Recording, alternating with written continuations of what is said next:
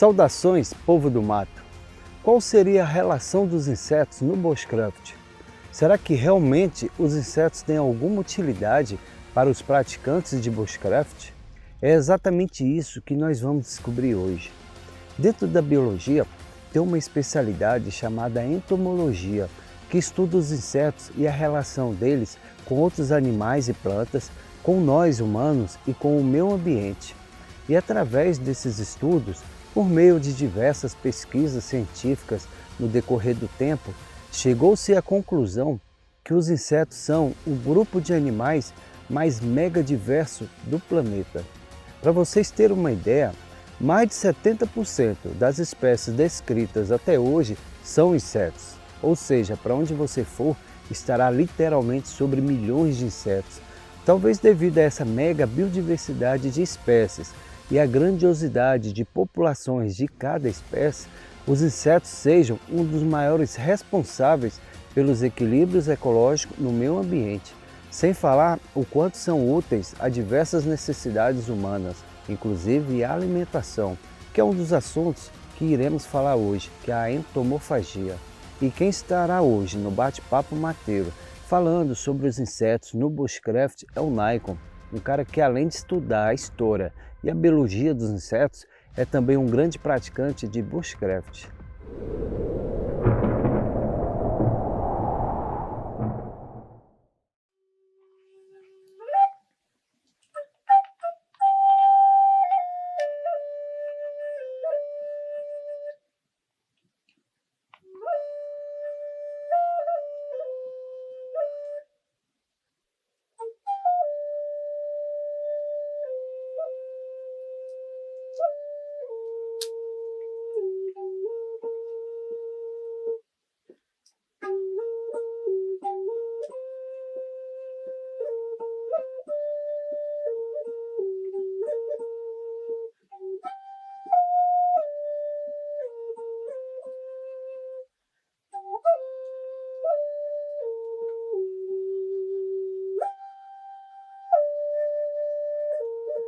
Grande Naikon, é um prazer recebê-lo aqui no nosso Bate-Papo Mateiro para falar sobre um assunto que eu considero de suma importância para qualquer praticante de atividades mateiras, né?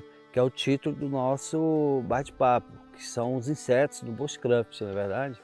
Os insetos eles têm grande importância, sabe, na nossa natureza, no nosso dia a dia, nas nossas atividades mateiras, né? A gente consegue, observando eles, aprender muito, né? Sobre como acampar, sobre como se alimentar, Entendi. sobre a rotina do meio ambiente. Pô, que legal. E você que está aí do outro lado e ainda não é inscrito, né? Já vai se inscrevendo, dando o seu like, porque novamente esse bate-papo está sendo feito para você. Naikon, antes da gente entrar, né? Antes da gente falar sobre a história dos insetos, nos conte um pouco sobre a sua história, né? Quem veio primeiro, os estudos sobre os insetos ou a vida mateira? Bom, para mim começou com a vida mateira, né? Eu desde pequeno sempre gostava de fazer trilha, né? Manusear os insetos, manusear os animais, assim. Então eu comecei a criar gosto por isso. Depois eu entrei, né, no mundo dos estudos, da biologia, e aí vi que era uma área assim que era apaixonante, né? Era muito conhecimento. E aí eu me deparei com uma situação interessante, que os insetos dentro da entomologia tinha uma parte que me atrairia bastante, que eu já adorava muito os insetos. E aí eu descobri a entomofagia dentro desse meio, né? E ela tem uma história muito interessante comigo, né? Os insetos, a entomofagia e a minha vida pessoal. A entomofagia é a alimentação com os insetos. Isso, os insetos como fonte de alimento. Isso. Eu desde pequeno eu descobri que eu tinha uma alergia, não era nenhuma intolerância, eu tinha uma alergia a proteínas da carne. Então eu não consumo nenhum tipo de carne desde a infância, né? Não é veganismo, não é vegetarianismo. É uma alergia que eu tenho, e assim como outras pessoas também que eu descobri ao longo da minha vida que também tinham intolerâncias e tudo. E aí eu pensei, como que essas pessoas poderiam sobreviver em situações de sobrevivência se elas não podem consumir a proteína animal. Aí tu descobriu que a proteína dos insetos não te causa Não me causa. alergia. Eu descobri que a proteína não me causa alergia, né? Então seria uma fonte alternativa para mim. A proteína dos insetos, ela é muito semelhante com os frutos do mar. A camarões, caranguejos. Então são animais feitos de queratina. Né? E dentro deles tem proteínas. É uma proteína diferente da proteína dos animais. Entendi. E a questão do bushcraft, né? Como que você chegou até aqui, nesse universo bushcraft? Então, eu caminhava muito sozinho, né? Observando os animais, gostando de fotografar os animais, observando, criando tudo. E aí eu me cheguei num ponto que eu falei assim, eu acho que não dá mais para caminhar só. E aí eu na internet gostava muito de assistir aqueles vídeos sobre sobrevivência, né? Aqueles desafios, aquelas coisas assim. Aí nos grupos que tinha de Facebook sobre esse tema, eu encontrei o tal do bushcraft. Eu falei, cara, o que é o bushcraft? Eu não conhecia esse termo. Para mim esse termo chegou assim pela internet. Assim. Aí eu encontrei um cara lá no grupo, nesse grupo que eu entrei, que era o Einstein, né? O Einstein Banho, nosso fundador, né? Parece que o Einstein é ele que recebe. Ele. Em Brasília é o cara que recebe. É o cara que recebe. Recebia, assim, né? Foi embora de Brasília, mas é o cara que recebia os desgarrados, os desgarrados. Exatamente. E aí ele me convidou para participar do grupo Bushcraft Brasília, né? E aí eu vim, fiz meu primeiro campo com eles aqui e fui muito bem recebido, né? E com eles eu aprendi assim muita coisa, muito, né? Porque dentro do nosso grupo Bushcraft Brasília a gente tem uma vasta gama de conhecimento. E eu pude aprender e ensinar um pouco do que eu sei também. Sobre insetos. Sobre insetos. E atividades mateiras. E atividades mateiras. Que nem você falou, primeiro veio a atividade mateira, né? Isso. Você já, desde pequeno, já caminhava no mato, fazia suas trilhas, né? E acabou descobrindo o interesse quando você tinha mais afinidade olhando insetos do que, sei lá, répteis, né? Isso. Legal, legal. E a gente acaba descobrindo, né, que a gente faz o bushcraft, né, desde sempre. Eu falo isso para todo mundo, que geralmente, a maioria, eu acho que acredito que a maioria dos praticantes de bushcraft, eles já praticavam atividades mateiras e quando ele conheceu essa terminologia bushcraft, viu as pessoas praticando, ele olhou, pô, eu faço aquilo ali, o que é aquilo? Aí acaba entrando, né? Porque diferentemente do bushcraft, né, e do sobrevivencialismo, que era uma parte que eu conhecia bastante, é porque no sobrevivencialismo a gente tá na natureza para sair da natureza, né? A gente sobrevive na natureza, mas buscando o meio urbano. E quando a gente vem para o bushcraft, a gente sai do meio urbano para interagir com a natureza. Então a gente vive, aí essa combinou perfeito comigo, essa parte de conviver com a natureza, conviver com os animais, interagir com a natureza, para mim foi fantástico isso. Uma das essências, né, pegada do bushcraft é isso. É o bush, né? É você reconectar com a natureza, ambientalizar, se familiarizar, né? Observar a natureza em si, tanto fauna, flora, assim como também você fazer seu descanso, né, psicológico. Isso. Naico, outra coisa que assim, eu observo que dentro do bushcraft, né, cada praticante ele tem suas afinidades e preferências, né, pelos tipos de atividades madeira que tem dentro dessa atividade, né, bushcraft. Isso é natural dentro de qualquer área. Eu já tenho mais ou menos uma percepção de como você é dentro do mato, né, mas eu quero que você nos conte, para quem está nos assistindo, quais são suas preferências, né, quando você está sozinho ou em grupo, durante as suas atividades mateiras. Bom, eu quando eu estou em grupo, eu gosto muito de interagir com as pessoas, né? Eu gosto de conversar com as pessoas, eu gosto de aprender o que elas têm a me ensinar, né? Então quando tem uma atividade sobre fogo, eu estou lá participando, eu estou aprendendo. De coração eu gosto de aprender. Quando eu tenho uma atividade de carving, né? Eu gosto de aprender, eu gosto de ver o que o irmão ali tem para ensinar para a gente, né? Uma atividade sobre orientação. Então eu gosto muito de interagir. Quando eu estou sozinho, no mato, aí já é diferente. É a parte que eu coloco o meu conhecimento em prática. Sim. Eu vou tentar fazer o que eu aprendi, eu pego meu caderno, eu anoto, eu desenho, né? Eu faço meus desenhos ali sobre os animais, sobre os insetos, sobre as folhas. Isso é pesquisa, né? É pesquisa. Porque a gente, dentro do mundo acadêmico, a gente ama a pesquisa, então a gente gosta de sempre de aprender, absorver o conhecimento, né? Porque eu acho que quanto mais conhecimento a gente absorve, conhecimento é uma coisa que ninguém tira da gente, né? E quando a gente aprende, é nessa hora, nas situações difíceis, que a gente vai saber usar esse conhecimento, né? Ou ensinar, ou usar para nós mesmos. Então, em grupo, você gosta de compartilhar as atividades. Isso. Fogo primitivo, carving, que é um entalhe, é a transformação de um pedaço de madeira em uma escultura. Qual foi a outra coisa que você falou? Orientação. Orientação, Isso. que é muito importante. Muito. Né? Muito importante para quem anda no mato, a questão da orientação. Agora, quando você está só, é a observação de animais, né? Isso. Principalmente insetos. Engraçado que eu sou assim também. A minha maior afinidade é observar, procurar animais, estudar animais. Naico, agora que você já nos contou, né, a sua história mateira, né, vamos falar agora sobre o tema do nosso bate-papo, né, que são os insetos no bushcraft. Mas antes eu quero fazer uma observação, né, que embora as aranhas e os escorpiões não sejam insetos, eles são aracnídeos, nós vamos incluí-los no nosso bate-papo, né, sobre os insetos, pelo fato deles viverem, né, conviverem no mesmo nicho, no mesmo ambiente. Então acaba que a gente considera como se estivesse no mesmo grupo.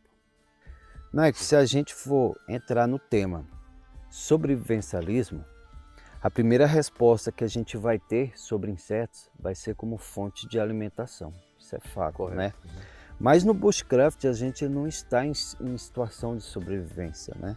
A gente tem ali com a gente todo um suporte, tanto com relação a ferramentas como a alimentação também, né? Mas mesmo assim eu considero uma importância em sabermos lidar e conviver com os insetos, né? Mesmo não estarmos em situação de sobrevivência. E um desses motivos dessa importância, né, é quando o mateiro está ali no mato e vai procurar por um ponto, um local para montar o seu acampamento. Então, assim, de que forma os insetos poderiam influenciar na escolha do local onde você vai montar o seu acampamento? Então, dentro do meio bushcraft, a gente sempre treina para a gente estar sempre preparado, né, para as nossas rotinas diárias ali, seja acampar, levantar um abrigo, fazer fogo. É um treinamento diário. Com os insetos, com a entomologia, não é muito diferente não, né? Quando a gente está dentro da natureza, a gente observa a natureza e escuta o que ela tem a nos dizer. Não que ela nos diga assim diretamente, mas a gente observa os animais da natureza. Comportamento, O né? comportamento das formigas, o comportamento dos animais. Quando a gente vai montar os nossos abrigos, a gente sempre tem que observar se tem um formigueiro, se tem abelhas, se tem vespas, se tem aranhas ou escorpiões. Porque há situações em que a gente pode montar uma barraca em cima do formigueiro e acordar Com barulho com delas ali embaixo, né? delas embaixo, ou até mesmo invadindo a própria barraca. Sem falar que elas também, dependendo da formiga, vai cortar sua barraca, o tecido todinho ali. Vai cortar o tecido todo e vai entrar no formigueiro. Vai entrar dentro da barraca, né, o formigueiro. Ou situações em que a gente monta a barraca aqui e esquece que ali tem um vespeiro. Que já aconteceu também, acontece, né? Você esbarrar ali, ela tá de noite ali ou de manhã e ela não tá se movimentando, mas quando tá calor, ela começa com aquela agitação. Então quando você passa, pode acontecer aquele acidente. Então são coisas que a gente sempre observa na natureza. Pontos onde tem aranha, né? Às vezes tem caminho ali de formigas, a gente Sim. pendura uma mochila, uma roupa, alguma coisa na árvore. E no decorrer do teu sono, no acampamento, quando você acorda, você vai ver que tem equipamento, tem roupa, mochila danificada Ou alimento, é né? a formiga cortadeira, A né? formiga que faz cortadeira faz muito isso. isso. Verdade, a Né? Ela questão da corta vespa mesmo. também, você tem um vespeiro ali, à noite você vai, principalmente à noite você não enxerga, né? É. Você pode esbarrar, né, e se estiver sem uma lanterna não conseguir se afugentar do ataque do enxame, né? É onde os acidentes acontecem, né? Por isso que a gente sempre observa quando a gente vai acampar, né? Essa é a influência dos insetos quando você for procurar Iniciar um ponto de acampamento. Ponto de acampamento, né? Esse é o primeiro ponto que a gente observa assim em relação aos insetos no acampamento, né? Verdade, verdade. Para quem tem inexperiência, acontece bastante, com bastante frequência. Naico, há também diversos artigos científicos que colocam os insetos como excelentes bioindicadores, né? Devido à sua grande capacidade perceptiva às alterações do tempo, né? As alterações no meio ambiente. Então, com essa sensibilidade que os insetos têm, há alguma forma da gente prever alterações no tempo ou no ambiente onde a gente se encontra ali, através do comportamento dos insetos? Tem. Desde os primórdios assim da humanidade, né? Os nossos ancestrais, a gente convive com os insetos há muitos milhões de anos, né? São os animais assim mais antigos que a gente tem na natureza, são os insetos. E o ser humano, ele convive há muitos anos, há muitos milênios, né, de anos assim com os insetos. Os nossos caçadores e coletores, eles com certeza observavam a natureza. Então eles sabiam quando chuva chegava, né, quando o fogo vinha, através dos sinais que os insetos dão, né? Até um ditado assim que diz: formiga subindo, sinal de chuva vindo. Por quê? Quando as formigas elas sobem junto com os ovos às árvores, significa que vem grande chuva. Então a gente fica a par dessas situações. Protegendo assim, os ovos da enxurrada, né? Elas protegem os ovos, ela protege o formigueiro, né? E aí na natureza, quando tem fogo, a gente percebe animais que fogem, né? Um grande número de animais assim que vêm Num sentido só, a gente consegue observar borboletas quando que vem chuva próxima, elas se colocam embaixo de folhas. Antes da própria chuva chegar, elas têm uma sensibilidade tão sutil de mudanças de temperatura que quando a gente começa a observar esses animais, a gente consegue perceber que a natureza também vai mudar. A gente observa eles e depois observa a natureza, né? Naico, a gente já falou, né, da sua história mateira, a gente já falou da influência dos insetos quando a gente vai escolher um local de acampamento.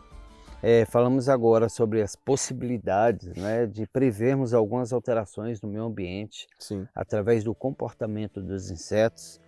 E agora nós vamos entrar na parte, né, que eu vou chamar de menu entomofágico, né? Ou seja, os insetos como fonte de alimento. Mas antes de iniciarmos, eu vou citar um exemplo bem recente de uma situação em que o consumo de insetos foi determinante na sobrevivência de uma pessoa. Recentemente, um idoso de 82 anos, ele passou 8 dias perdido em uma área de floresta no interior do Goiás. Em seu relato, em seu depoimento, né, ele relatou ter comido cupins, né, e os ovos do cupim para saciar a sua fome. Um cupim, ele é um inseto riquíssimo em proteína, né? Então, assim, com esse relato, com essa experiência que felizmente saiu bem, né, sobreviveu, fica a dica para nós, para qualquer pessoa, que os insetos podem salvar a vida de uma pessoa, né, em situação de sobrevivência. Então, voltando para o nosso menu entomofágico, quando que devemos comer insetos, né, em uma situação de sobrevivência? Só se realmente não acharmos nenhuma outra fonte de alimento, ou a qualquer momento a gente pode já começar a comer insetos. Olha, quando a gente está em situação de sobrevivência, A gente tende a ficar muito preocupado em relação à orientação, água e alimentação, né? Então, quando a gente sabe que a gente vai ficar perdido por um longo período, que a gente pode, às vezes, amanhã ou depois de amanhã não encontrar ninguém, né? A gente começa a se preparar. Como? Encontrei água? Coleto água, de alguma forma. Encontrei alimento? Eu vou coletar esse alimento, de alguma forma. Os insetos estão aí, né? Então a gente tem uma gama de insetos que a gente pode consumir que traz pra gente proteína, ferro, cálcio, né? Então os insetos, eles suprem essa necessidade que a gente tem de alimentação. Não é que você vai trocar um pelo outro. Entendi. É diferente. Mas enquanto a gente não consegue caçar, a gente não encontra nenhuma caça, a gente tem que repor de alguma forma esses nutrientes que a gente está perdendo. E nada mais que a natureza está nos dando aí do que os insetos, né? As larvas das formigas, os cupins, como o próprio senhor aí sobreviveu na natureza, né? Então ele conseguiu ali repor um pouco da energia consumindo esses insetos. Os cupins. Os cupins, né? Dentro dessa gama aí a gente tem outro, né? Dentro do menu entomofágico aí que você falou, a gente tem outro. A gente tem as libélulas, a gente tem larvas de besouros, né? A nossa cultura, ela não é tão rica ainda em questão da alimentação com os insetos, como a Ásia é, né? A Ásia, ela tem esse costume desde sempre de comer os insetos. Então lá se consome escorpiões, lagartas, né? Formigas, ovos de formigas, algumas vespas e tudo. A gente não tem esse costume ainda, mas no nosso interior do Brasil a gente consome. Né? Que são as tanajuras, né? Verdade. Aqui a gente consome tanajura e todo mundo fala assim, mas eu não vou consumir inseto e tudo, mas a gente consome tanajura.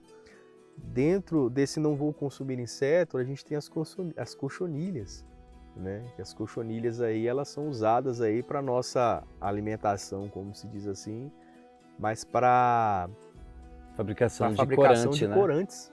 Isso. Entendeu? As cochonilhas são usadas para fabricação de corantes aí, nos corante vermelho nos alimentos. Entendeu? Ou seja, os insetos estão presentes na nossa vida constantemente, né? Eles fazem parte da nossa economia, né? Da nossa agricultura, eles estão presentes como controle de praga. Dentro, vamos um pouquinho mais antigo aí, na Rota da Seda. Por que a Rota da Seda tinha esse nome? Para quem não conhece, a Rota da Seda, vamos falar da seda, a seda, ela é fabricada a partir de um fio tecido por uma larva de uma mariposa. Isso. Que produz a seda. Durante um período da nossa história, né, da história que eu digo do homem em si, a seda, ela movimentou muito dinheiro. A Rota da Seda movimentou muito dinheiro, muita economia em todo o mundo. Até hoje, né? Até hoje, entendeu? E essa Rota da Seda ganhou esse nome por causa disso. Ou seja, os insetos estão presentes na nossa economia desde sempre. Desde sempre. Desde sempre. Então, essa questão uma situação de sobrevivência, claro que a gente não deve substituir o consumo da proteína normal por insetos, né? Isso. Mas então de imediato você já está, uma situação está perdido, né? Você viu um inseto ali que ele é comestível, um cupim, então você já pode consumir em pequenas quantidades. São pequenas quantidades, a gente nunca deve chegar lá e comer literalmente, encher a mão e comer. Né? A gente repõe ali, achei um cupim, eu consumo um pouco. Achei larvas de formigas, não as formigas.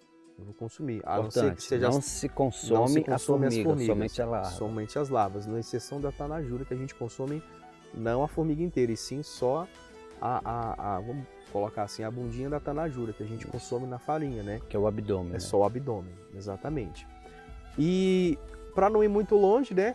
A gente tem aí a abelha, né? A gente consome um subproduto, que também está dentro da entomofagia, um subproduto, né? Que é o mel. né? Que a gente consome aí constantemente. Não necessariamente o inseto, Não necessariamente mas o subproduto é um do inseto. subproduto do inseto, que é o mel. E hoje existe, não me recordo qual, mas existe na legislação da Anvisa que permite um pequeno percentual de inseto em grãos, em alimentos, em grãos, né? sim, Então, eles assim, são triturados, a gente eles entram, a gente não tem essa cultura de alimentar insetos, mas indiretamente a gente a gente já se consome. alimenta insetos. A gente A gente vê que consome. no arroz, às vezes, tem Uhum. aquele inseto, o nome dele, Tem as larvas, né, dentro do arroz lá, do que são feijão. do feijão, né, que elas vão se transformar em besouros, né? A gente tem aí o besouro o besouro da farinha, né? Então, A gente tem o tenébrio, né, que entra nessa parte também de consumo. A ONU estipulou que a população vai chegar uma hora que a população vai precisar de alimento né, a base de insetos. à base de insetos, né? Porque Já assim, é uma é uma recomendação né? da Uma ONU, né, que a gente recomendação. tem, né? A gente já tem farinhas aí sendo produzidas por grandes empresas. Entendeu? Na África, para você ter uma ideia, tem uma determinada época do ano que tem escassez de tudo, assim. Aí quando está próximo da chuva, existe uma grande revoada de insetos, né? Insetos em particular, mosquitos. Cara, aí a gente fica olhando assim, ninguém passa fome se aprender o que comer. Eles pegam uma bacia e batem, sacodem a bacia no ar assim, e coletam, e faz assim, e frita tudo. A gente fala assim, nossa, mas é um pouco absurdo, eu vou comer inseto. Mas eles sabem que aquilo tem proteína, que aquilo vai suprir as necessidades dele por um bom tempo. A gente desaprendeu a fazer isso. A gente desaprendeu a consumir os insetos, porque os nossos antepassados comiam insetos, sabiam, entravam na floresta, sabiam consumir insetos, consumir frutos, onde coletar água, entendeu? Ou seja, dentro da situação de sobrevivência, quando a gente tem o conhecimento, a gente vai prosperar. A gente vai prosperar quando a gente tem o conhecimento do que comer, do que se alimentar, do que a natureza tem a nos oferecer sobre o meio ambiente, os riscos, né, que ela pode trazer para a gente observar os insetos, a gente consegue prosperar dentro da natureza. A questão de se conhecer quais insetos são comestíveis, que é a entomofagia, isso não é porque a gente vai passar, até hoje não é cultura no Brasil, mas isso não é porque a gente vai passar a consumir insetos. Mas a gente não sabe o que nos espera, né? Às vezes você vai fazer um passeio e se perde. Então a questão de conhecer situações de sobrevivência é para te tirar de uma situação que possa te colocar em risco de morte. Sim. Porque eu não vou sair para me perder, me passar uma situação de sobrevivência.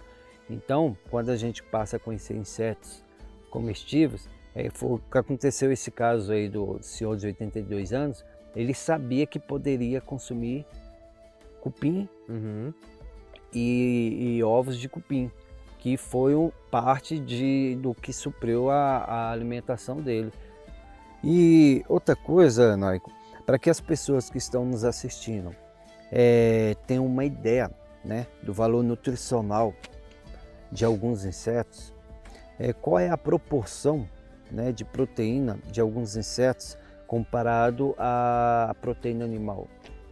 Então, se a gente for colocar assim, peso, 100 gramas de proteína de insetos, vamos colocar assim por alto 4 libelas, 5 libelas, dá mais ou menos 100 gramas ali de proteína de insetos. Libélulas podem ser consumidas. E a gente pegar ali 100 gramas de carne, vamos colocar uma alcatra. A gente tem, dentro da alcatra a gente tem 40% de proteína. Na libélula a gente tem 60% de proteína. Entendi.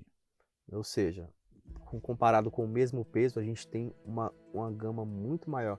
E fora que, para a gente consumir só 40% de proteína de um pedaço de carne, a gente consome muito mais espaço, muito mais território.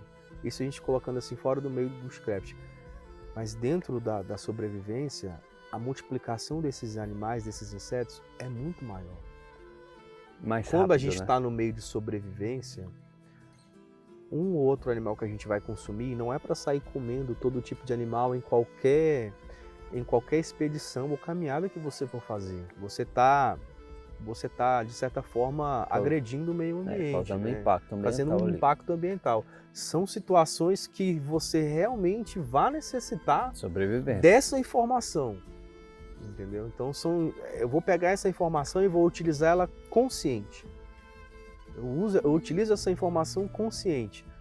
Eu vou me alimentar disso, vou me alimentar da libélula, eu vou me alimentar do cupim, eu vou me alimentar dos ovos da formiga tanajura, conscientemente. E não vou sair por aí degradando nada sem necessidade. Consumindo todos os Consumindo excessos, sem né? necessidade, ou consumindo errado, né?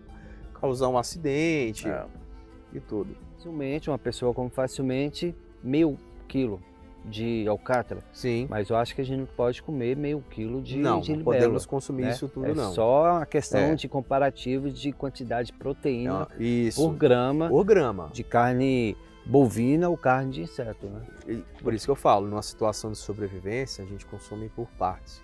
Um pouco daquilo, um pouco daquilo. Aí eu vou caminhando. Estou perdido e estou procurando um resgate. E eu vou consumindo um fruto, vou coletando uma água, vou descobrindo que frutos eu posso consumir, vou encontrando insetos que eu posso consumir, eu consumo, eu vou repondo os meus carboidratos, né? A minha proteína, né? Meus ácidos ali que eu vou perdendo também durante o suor e tudo, eu consigo repor consumindo os insetos. Que tipo de inseto poderia nos dar uma resposta proteica mais rápida? Olha, as libélulas, elas têm essa resposta proteica rápida.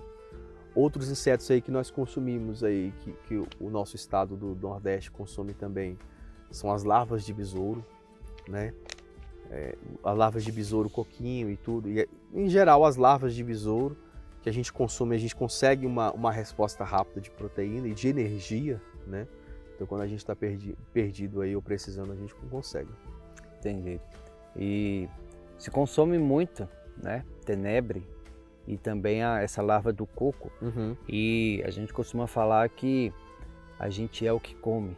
A larva do coco é de um besouro, né? É como se você estivesse comendo ali um creme de coco. O gosto é coco Ele puro, tem coco. né? O coco puro. O tenebro não é um animal da nossa fauna, né? Ele é um animal exótico, mas ele está sendo introduzido para alimentação, porque ele se reproduz muito rápido. Então as empresas elas estão começando a produzir esses animais para consumo humano, né? Segundo a ONU, eles podem ser consumidos assim, in natura ou frito. Outra recomendação que eu dou, assim, quando a gente está numa situação de sobrevivência que a gente consegue fazer fogo, a gente tem ali no nosso kit ali, a gente está perdido. A gente consegue fritar esses insetos. Eu sempre vou recomendar que frite ou espete e asse. A gente tem relatos históricos aí bem interessantes, né? Na Bíblia já fala, né, que durante a caminhada do deserto, coloca aqui na descrição aqui embaixo, que eu não lembro ao certo o nome da pessoa, que consumia mel e gafanhotos. Ou seja, a gente tem relatos na Bíblia de consumo entomofágico, né? Proteína e energia. Agora, em contrapartida, a gente não pode sair comendo todo tipo de inseto, né? Isso é óbvio. Porque tem algumas espécies de insetos que extraem toxina de plantas, assim como tem espécies que produzem sua própria toxina, né? Então, no Brasil, quais seriam os insetos que não deveríamos consumir? A gente falou um pouco sobre os insetos comestíveis, né? Dentro dos insetos que a gente não pode consumir estão as lagartas, né? As lagartas, a gente não consome as lagartas. A gente tem um exemplo claro aí de uma lagarta que virou praga, né, no Brasil, que é a Alonômia. E ela tem, assim, ela é bem tóxica quando a gente toca nela. Imagine se a gente fosse consumir isso. Então a gente tem um risco ali. Então as lagartas a gente não consome. Os besouros a gente não consome, a gente consome as larvas dos besouros. As formigas não são, a gente não consome, é a exceção da saúva. Nas formigas a gente consome as larvas das formigas. Os cupins são comestíveis. Dentro dessa parte que a gente não pode comer, mas assim, nas listas a gente tem o percevejo, que é a Maria Fedida. Uhum. Na lista a gente fala que a gente não pode consumir. Mas tem um jeito correto de consumir o percevejo. Até porque quando a gente encontra a Maria Fedida na natureza, a gente encontra assim ela em grande quantidade. Ela causa dermatite de contato, Ela né? causa dermatite de contato. Não pode Simplesmente pegar e consumir ela. Ela tem um jeito certo de fazer, que é ferver, retirar ali a glândula dela que causa Antes aquele de odor. ferver. A gente ferve e depois retira depois a glândula tira. de odor. Entendeu? Então tem um jeito certinho Tem um de jeito fazer, certo, de não vai consumir. simplesmente fazer Não, comigo, não, né? nunca faça assim por experiência Tem própria, sem antes aprender ou estudar sobre o assunto.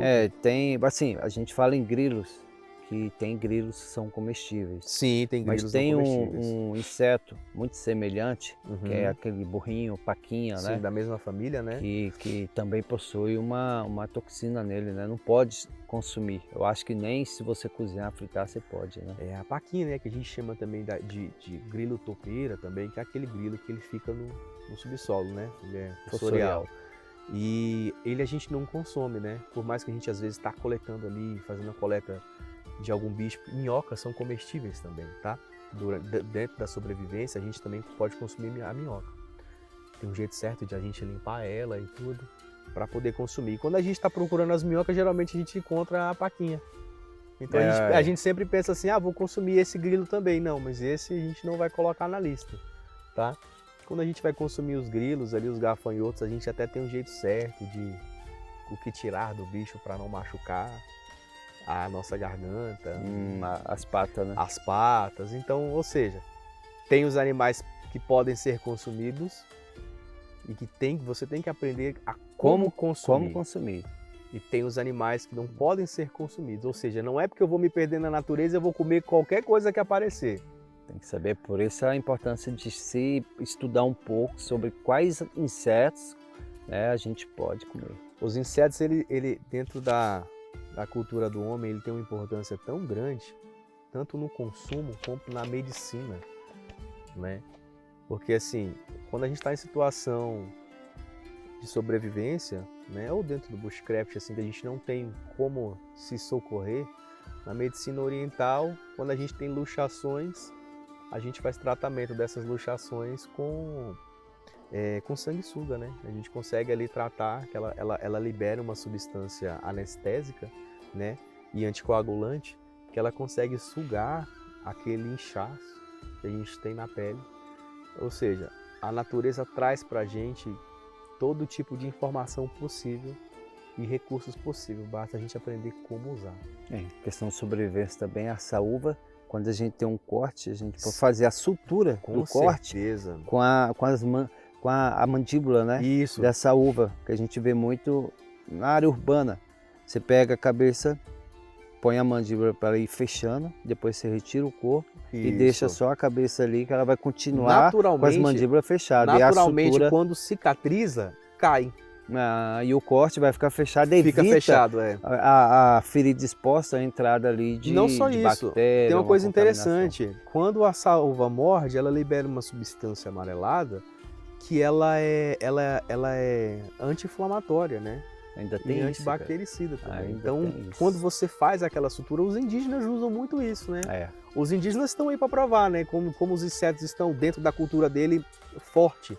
Na transição de menino para homem, se usa, né, as luvas de formigas tocandira, né? Para fazer o ritual. Mas aquele ritual ele tem um propósito. Não é porque eu vou só pegar o inseto e fazer o ritual ali. Aquele ritual, ele fortalece o indivíduo, o caçador, para quando ele estiver na natureza e ele for picado por uma formiga, que é muito comum na região, que ele não sofra. Ou seja, além de ser um ritual de passagem, fortalece o sistema imunológico da pessoa. Verdade. Imagina uma situação ali, ele está caçando e de repente ele se depara com um formigueiro. E ele tem aquele acidente com aquela formiga. Ele pode perder a vida dele para a própria caça porque se feriu e vai sentir muita dor com a picada. Então, ele já se fortalece com as próprias O picadas. organismo, O organismo dele já vai ter a fortalece. experiência com aquela Uma com formiga aquela para dor ele mais para e com frente não aquela vai ser toxina, nada. né? É. Show. Naika, agora depois da gente falar, né, de tanta comida gostosa, né, os insetos,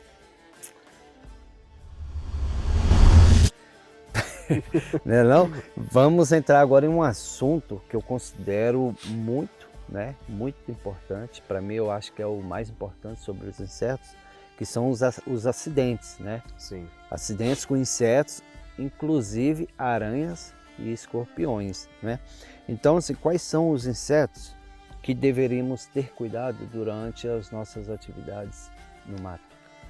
Olha, assim, vamos colocar em partes. As aranhas e os escorpiões, elas não estão dentro dos insetos. Quer voltar? Nada, é o nosso É o nosso companheiro nosso Dog companheiro ali aqui, chegando. parece uma onça aqui. Bora. Dentro dos insetos, dentro desses acidentes, a gente tem os... Vou voltar, peraí. Pode deixar ele. Dentro dos acidentes, a gente tem os insetos, né? E os aranhas e escorpiões que você falou. A gente acha muito que os acidentes vão acontecer com a gente por conta de aranhas e escorpiões, né? Mesmo sendo aracnídeos, a gente sempre esquece dos outros animais, né? Sempre quando a gente está fazendo trilha ali, a gente nunca percebe que um dos principais riscos que a gente tem quando a gente está andando na trilha e fazendo muito barulho são as vespas, né? E as abelhas. A gente tem que sempre ter a consciência de que em uma árvore a gente pode ter um ecossistema inteiro vivendo ali. Então a gente se preocupa com o meio ambiente e se preocupa com a nossa segurança. Existem determinados tipos de formigas que elas fazem como se fosse um campo minado no chão, né? A formiga lava-pé é um exemplo disso. Ela faz o ninho dela ali no chão, no solo, e quando a gente pisa, a gente praticamente coloca todo o pé dentro, né? O pé e a perna dentro do formigueiro. E quando sobe a gente pode ter, né, muitas ferroadas, muitas picadas ali. Reações alérgicas. Pode ter reações alérgicas, né? A gente tem que tomar cuidado onde a gente coloca a mão, o galho que a gente vai pegar, se não tem aranha, se não tem escorpião. A árvore que a gente vai encostar, a gente tem que sempre se preocupar por conta das lagartas, né? A gente tem aqui no nosso cerrado também a lagarta oblíqua. A Lonome oblíqua. A Lonome oblíqua, né? Que, cara, quando acontece acidentes com ela ali, são acidentes bem graves, né? É um tipo de lagarta, a única lagarta que temos de interesse médico. Você tem que ir para o hospital tomar um soro específico, chamado soro antilonômico, né? Exatamente. Então, assim, a natureza ela pode ser tanto muito boa quanto muito desagradável, né? Para a pessoa que está lá. Dentro das aranhas e dos escorpiões, que são aracnídeos, né? Mas que a gente leva em consideração, a gente leva junto com a parte dos insetos, porque são animais ali que estão sempre juntos, né? No mesmo nicho. No mesmo nicho ali, que causam acidentes. A gente sempre se preocupa muito com formigas, escorpiões, aranhas, vespas, maribondos, mas a gente tem que sempre ter um olho treinado ali para perceber o comportamento de algumas espécies, né? Que elas, dentro dessas, dos aracnídeos, a gente tem a aranha armadeira, né? Que é a Foneutria. A gente sabe que é uma aranha que tem comportamento muito agressivo. Né? A gente reconhece ela pelo comportamento agressivo, pelo tamanho dela, pelo interesse médico que ela tem, a gente observa. A gente tem a aranha marrom, a gente sabe os locais onde ela vive, como que ela se esconde, do que ela gosta, né? Quais são os lugares que a gente sempre vai encontrar. Então a gente sabe que em locais altos, com fendas, a gente não coloca a mão. Os escorpiões são outros animais também que têm um interesse médico, né? Aqui no nosso cerrado a gente tem o Titus cerulatus, né? Que é o escorpião amarelo. O escorpião amarelo, né? E ele, coincidentemente, tem um grande número de acidentes com ele, né? Por conta... Em áreas urbanas. Em áreas urbanas, né? Em áreas urbanas a gente tem acidentes com ele. Não que a gente não deva se preocupar com ele na natureza, né? Porque assim como os animais que estão na natureza migram para áreas urbanas, os animais das áreas urbanas também a gente pode esbarrar com esses animais dentro da natureza. Na área urbana, o maior problema do Titus cerulatus, que é o escorpião amarelo, é porque ele se alimenta de barata. E Exatamente. em lugares úmido, quente, escuro, e já ali se proliferam baratas. Isso. E principalmente condomínios com prédios verticais, né? E a Prédios reprodução dele é muito rápida, né? E é muito grande, né? rápida, né? Então, assim, para você evitar uma população de escorpião, você tem que evitar ambientes favoráveis à barata. A barata, Que é a sim. barata que atrai o escorpião, né? Exatamente. Em caso de acidentes, né? Quais são os procedimentos que nós devemos tomar, então? A recomendação da saúde, né? Da saúde, assim que eu digo em relação aos hospitais, é sempre procurar um posto de atendimento, um hospital. Sempre. A gente tem um local da picada ali com o animal, o acidente com a lagarta, o escorpião ou a aranha. A gente deita o paciente, leva o local da picada, né? Transporta o paciente para um pronto-socorro.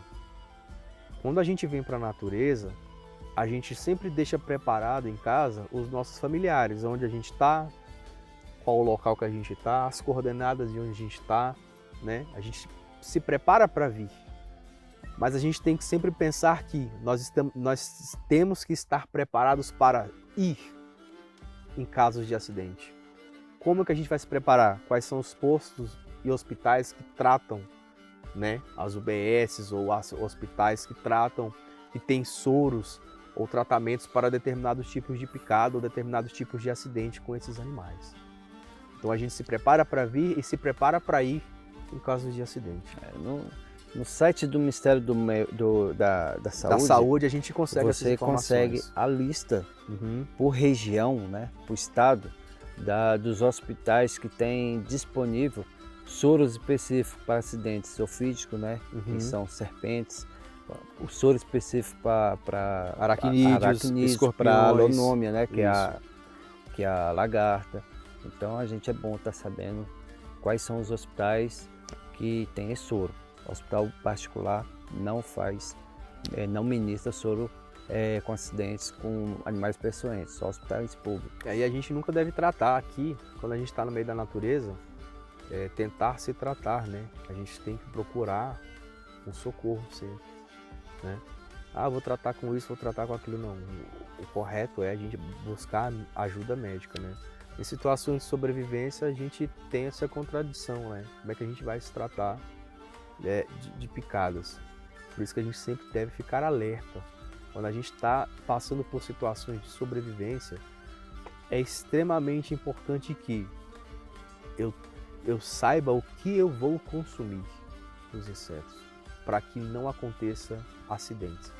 Uma coisa importante de salientar, que assim, dentro dos acidentes com os insetos e o consumo, é que pessoas que têm alergias a frutos do mar não devem consumir insetos, porque eles provêm das mesmas características, né? Que são a creatina ali, a composição do corpo deles é igual à composição dos corpos dos animais marinhos ali, né? De frutos do mar. Dica boa essa aí. Então a gente tem que observar sempre. Marca, agora para a gente encerrar, não seria justo a gente falar dos insetos como fonte de alimento, né? Como fontes de risco à saúde pública e não falarmos da sua importância ecológica, né? Cara, o universo dos insetos ele é gigante em tudo. Mais de 70%, né, das espécies descritas até hoje são insetos, né? Eles vivem no planeta há 500 bilhão Exato. de anos, quer dizer, é muito tempo, né? Então, assim, eu acredito que esses carinhas dos insetos também têm uma importância bem significativa ao meio ambiente, né? Então, assim, quais seriam as principais importâncias ecológicas dos insetos ao meio ambiente? Bom, como você disse, eles estão no planeta há milhões de anos, né? Eles têm interesse médico, eles têm interesse alimentar e eles têm interesse como fator bioindicador. Então, por meio de determinados insetos, pela população de determinados insetos, a gente consegue distinguir se aquele ambiente é bom ou é ruim. Eu vou falar assim, bom ou é ruim, para que todos possam entender no geral. Se aquele ambiente é favorável a plantações, se aquele ambiente é favorável a determinadas espécies, se há vida naquele ambiente, né? Quando a gente encontra alguns insetos na natureza, a gente consegue definir que ali tem animais de grande porte, pequenos animais que se alimentam dos insetos, serpentes que se alimentam de roedores, e a gente tem aquela cadeia ecológica, né, de alimentação. Então a gente sabe que aquele ambiente prospera, que aquele ambiente tem vida. Tem a questão do fator também de insetos, são grandes produtores de nutrientes para o solo. Cara, são os maiores polinizadores que existem no planeta, são os insetos também, né? Então são vários, são questão de importância ecológica, são várias importâncias, infinitas, né? Eu acho que na mesma proporção de quantidade, também eu acho que está na mesma proporção de importância ecológica, né? Com certeza. Então, assim, há determinadas plantas que elas só conseguem se reproduzir por determinadas espécies de insetos, ou mariposas, né? Qual seria a principal fonte de impacto ambiental, né, que causa prejuízo aos insetos? Eu acho que a falta de consciência é uma delas. Né? O crescimento desordenado é outra, e as grandes lavouras que a gente tem aí e a não preservação das áreas ambientais também é outra, né? Quando a gente tem um elevado índice de desmatamento, a gente não sabe o que a gente está perdendo de riqueza, né, na natureza. Porque na natureza a gente tem remédio extraído dos insetos, de plantas, de animais. E com a devastação a gente perde tudo isso, né? O principal fator ali de perda ecológica para esses animais é o homem, né?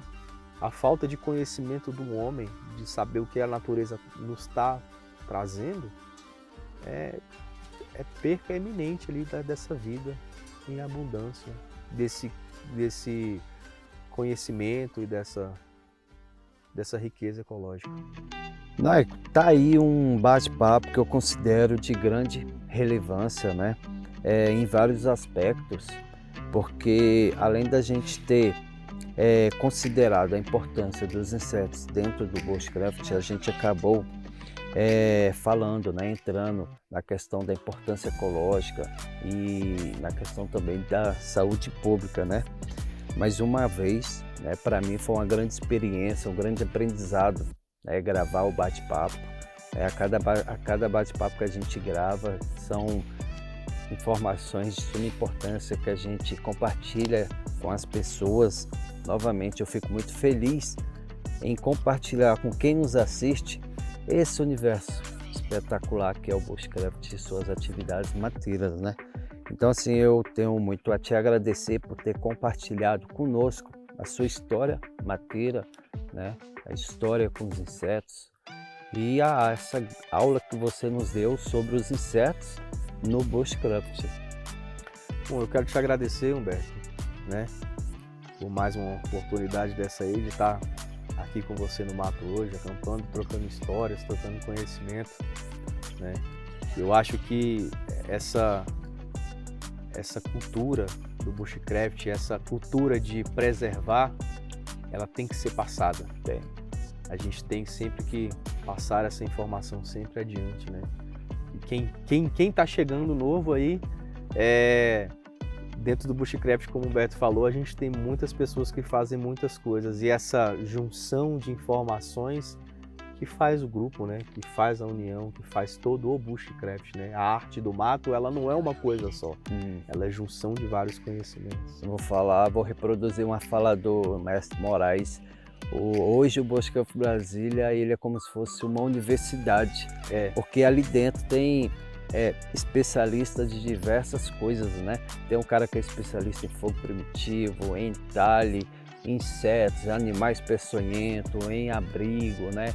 em preservação, educação ambiental. Então é isso aí, cara. Isso aqui é um convite, é uma forma de inspirarmos as pessoas a se reconectarem, né, com a natureza, a vir aprender, se familiarizar, sair um pouco da vida frenética, Da que rotina, é a rotina, uma coisa que hoje está adoecendo muitas pessoas, né, que é a vida frenética urbana. Então isso aqui é um convite para vocês, né? E assim terminamos mais um bate-papo mateiro, né? E não deixe de se inscrever, dar aquele like e até o próximo bate-papo ou um próximo encontro no mato. Valeu. Fechado. Valeu. Yes.